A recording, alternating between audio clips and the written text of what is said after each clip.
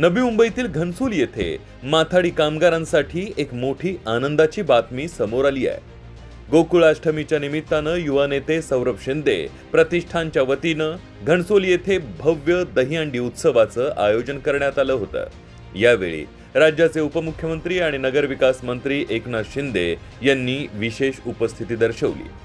यावेळी उपमुख्यमंत्री एकनाथ शिंदे यांनी घनसोली नोडमधील धोकादायक सिडको निर्मित इमारतींचा क्लस्टर पुनर्विकास केला जाईल अशी महत्त्वपूर्ण घोषणा केली।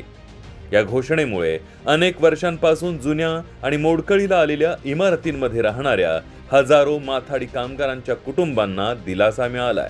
येथील रहिवासी सातत्याने त्यांच्या घरांच्या पुनर्विकासाची मागणी करत होते। युवा नेते सौरभ शिंदे यांच्या पुढाकाराने खासदार नरेश म्हस्के आणि जिल्हाप्रमुख किशोर पाटकर यांच्या माध्यमातून उपमुख्यमंत्री एकनाथ शिंदे यांच्याकडे याबाबत पाठपुरावा केला होता। याच मागणीची दखल घेत एकनाथ शिंदे यांनी व्यासपीठावरून ही घोषणा केली।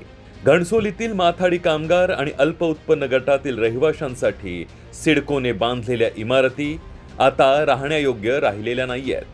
पावसाळ्यात इमारतींना गळती लागणं, भिंतीतून पाणी झिरपणं, स्लॅब आणि प्लास्टरची पडझड होणं अशा अनेक समस्यांनी येथील रहिवासी त्रस्त आहेत। वाढत्या कुटुंबांमुळे जागा अपुरी पडतीये, त्यामुळे इमारतींचा क्लस्टर पुनर्विकास हा एकमेव उपाय लक्षात घेता उपमुख्यमंत्री एकनाथ शिंदे यांच्या घोषणेमुळे आता माथाडी कामगारांच्या स्वप्नातील घरांचं स्वप्न लवकरच साकार होईल। त्यासाठी नगरविकास आणि गृहनिर्माण विभागाच्या माध्यमातून या प्रकल्पाला पूर्ण सहकार्य केलं जाईल असं आश्वासन उपमुख्यमंत्री एकनाथ शिंदे यांनी या प्रसंगी दिलं। सौरभनी मला सांगितलं की या भागामध्ये क्लस्टर डेव्हलपमेंट आपल्याला त्याला प्राधान्य द्यायचं आहे।